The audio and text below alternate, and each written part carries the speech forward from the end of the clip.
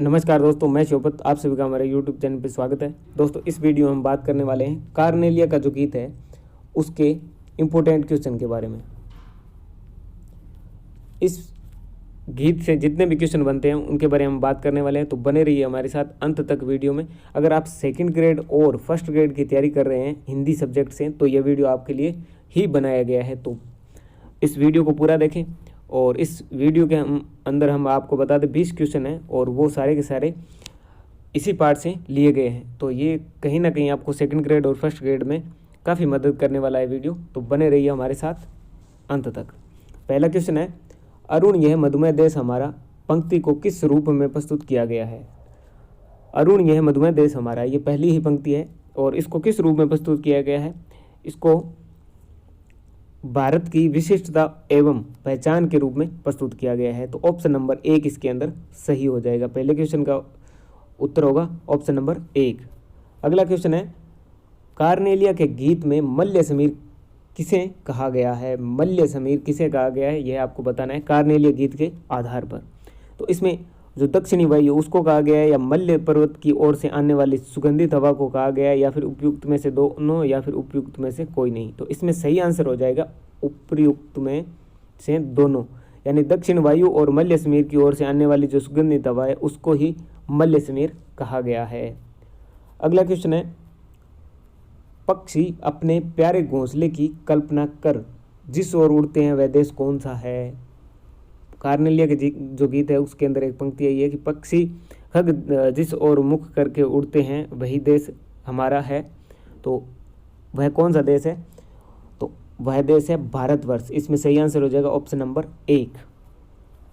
अगला क्वेश्चन है, प्रसाद के साहित्य में प्रमुख स्वर किस प्रवृत्ति का है। जयशंकर प्रसाद है उसका जो साहित्य है उसमें प्रमुख जो स्वर है वो किस प्रवृत्ति का है वह आपको बताना है।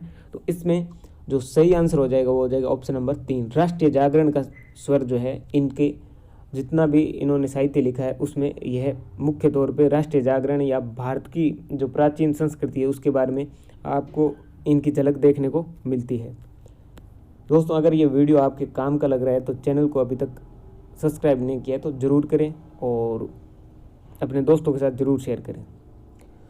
5वां क्वेश्चन है, कार्नेलिया का गीत में भारतवर्ष कहाँ बताया गया है। कार्नेलिया का जो गीत है उसमें भारतवर्ष कहाँ बताया गया है। ऑप्शन नंबर 1, हिमालय से दक्षिण की भूमि, सिंधु के पूर्व की भूमि, मल्य देश की भूमि, और चौथा है उड़ते खग जिस ओर मुँह किए हुए समझ नीड़ निज प्यारा।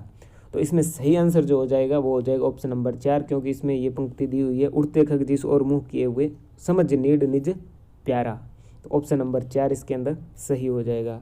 अगला क्वेश्चन है, कार्नेलिया के गीत में मूल भाव क्या है। कार्नेलिया का जो गीत है इसके अंदर मूल भाव आपको बताना है कि मूल भाव क्या है इसके अंदर। तो पहला ऑप्शन है भारत की गौरव गाथा का चित्रण, दूसरा है प्राकृतिक सौंदर्य का चित्रण, तीसरा है उपयुक्त दोनों, या उपयुक्त में से कोई नहीं। तो इसमें सही आंसर हो जाएगा ऑप्शन नंबर 3। ये दोनों ही बातें हैं, भारत की गौरव गाथा का चित्रण भी किया गया और साथ ही साथ प्राकृतिक सौंदर्य के बारे में भी इस गीत के माध्यम से हमें बताया गया है। अगला क्वेश्चन है, बरसाती आंखों के बादल बनते जहां भरे करुणा जल। पंक्ति का क्या अर्थ है। बरसाती आंखों के बादल बनते जहां भरे करुणा जल। तो इस पंक्ति का आशय क्या है। इस पंक्ति का आशय है, बादल आकर संतप्त धरती को अपने जल की वर्षा से शीतल कर देते हैं।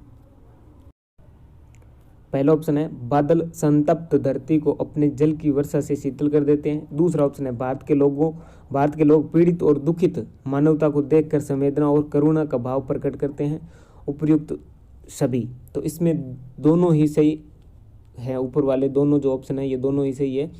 इस पंक्ति का ये बादल आकर संतप्त धरती को अपने जल की वर्षा से शीतल कर देते हैं, ये तो इसका जो शब्दों का अर्थ है वो है। और भाव जो है वो है, भारत के लोग पीड़ित और दुखित मानवता को देखकर संवेदना और करुणा का भाव प्रकट करते हैं। किस प्रकार करते हैं, जैसे बादल जो है संतप्त धरती होती है उसको अपने वर्षा जल से सींचता है, उसी प्रकार जो है दुखी लोग या पीड़ित लोग है उसे भारत देश जो है उनकी सहायता करता है या उनको सींचता है और करुणा का भाव प्रकट करता है।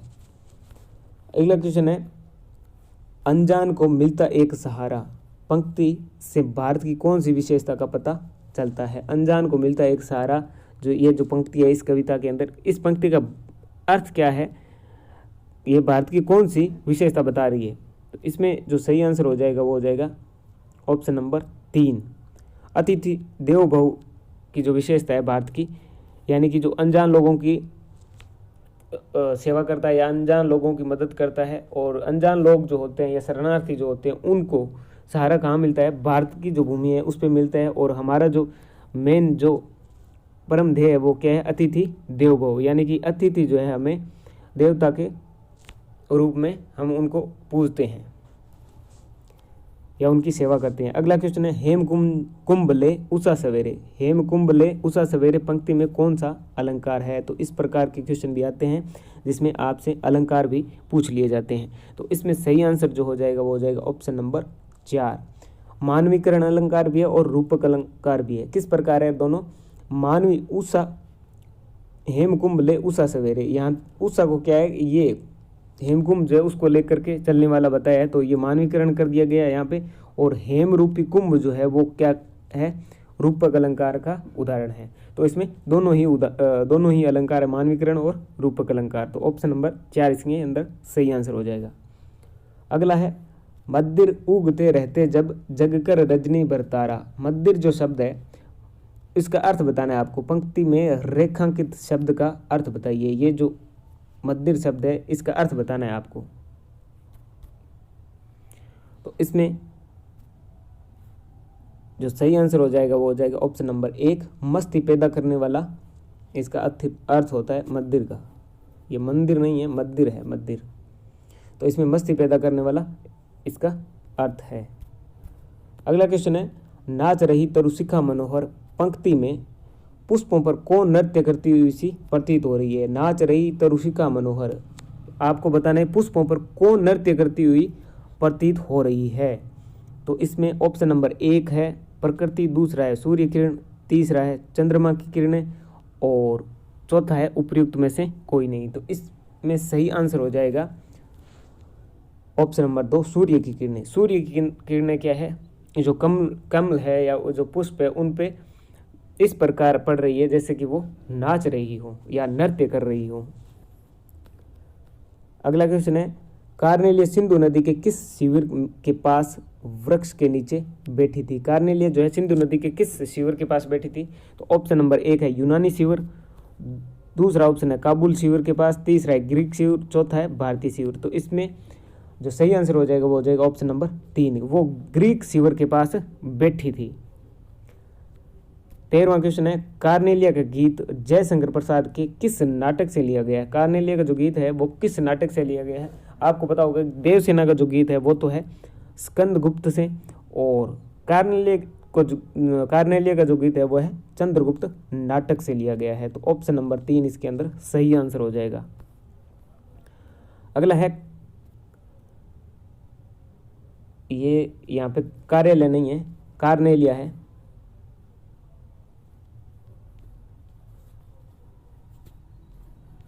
कार्नेलिया किसकी पुत्री थी। तो यह पुत्री थी सिकंदर के सेनापति सेल्यूकस की ये पुत्री थी। अगला क्वेश्चन है, कार्नेलिया किस नदी के तट पर बैठकर गीत गा रही थी। अगर आपने पिछले जो क्वेश्चन है वो आपने ढंग से पढ़े हैं उनको, तो ये क्वेश्चन आपके लिए आसान है। वह सिंधु नदी के किनारे बैठी थी और किस शिविर के पास बैठी थी, ग्रीक शिविर के पास बैठी थी। अगला क्वेश्चन है, कार्नेलिया का गीत में किस देश के गौरव व प्राकृतिक सौंदर्य के बारे में बताया गया है। यह क्वेश्चन भी रिपीट हुआ है, यह आपको बताना है। तो इसमें सही आंसर हो जाएगा भारतवर्ष के बारे में बताया, भारतवर्ष की गौरव गाथा और प्राकृतिक सौंदर्य के बारे में कार्नेलिया के गीत में बताया गया है। अगला है, अनजान को भी सहारा और लहरों को किनारा देना भारत की कौन सी विशेष पहचान कार्नेलिया गीत में बताई गई है। तो यह भी क्वेश्चन रिपीट हुआ है, तो इसमें सही आंसर हो जाएगा अतिथि देवो भव। तो ऑप्शन नंबर 3 इसमें सही हो जाएगा। अगला क्वेश्चन है, शर्मित स्वप्न की मधुमाया में कौन से अलंकार का प्रयोग हुआ है। तो इसमें जो ऑप्शन होगा वो होगा ऑप्शन नंबर 2, अनुप्रास व रूपक अलंकार इसमें सही आंसर हो जाएगा। अगला क्वेश्चन है जयशंकर प्रसाद का अधूरा उपन्यास कौन सा है? तो इसमें सही आंसर हो जाएगा ऑप्शन नंबर 2, इरावती जो उपन्यास है वो जयशंकर प्रसाद का अधूरा है। और तितली और कंकाल ये दोनों ही पूर्ण उपन्यास है, यानी उनको पूरा लिख करके वे चले गए थे और इस उपन्यास को वो अधूरा छोड़ के चले गए थे। आज का अंतिम जो क्वेश्चन है वो है अंतरा भाग पुस्तक 2 में जयशंकर प्रसाद के कौन से नाटकों से कविताएं ली गई है? जो अंतरा पुस्तक है उससे जयशंकर प्रसाद की 2 कविताएं ली हुई है और दोनों अलग अलग नाटकों से ली हुई है, तो वो आपको बताना है। तो इसमें सही आंसर हो जाएगा ऑप्शन नंबर 3, स्कंदगुप्त और चंद्रगुप्त दोनों। दोस्तों कैसा लगा वीडियो हमें ज़रूर बताएं कमेंट करके, और चैनल को अभी तक सब्सक्राइब नहीं किया तो ज़रूर करें। हम आने वाले टाइम में जो अंतरा पुस्तक है उसके सभी पाठों के क्वेश्चन आंसर आपके सामने लाते रहेंगे और धीरे धीरे हम 9 से लेकर के जो 12वीं तक की कक्षा है आपकी, उन सभी पुस्तकों के प्रश्न उत्तर आपके सामने लाते रहेंगे। तो मिलते हैं अगले वीडियो में, तब तक खुश रहें, मस्त रहें, धन्यवाद।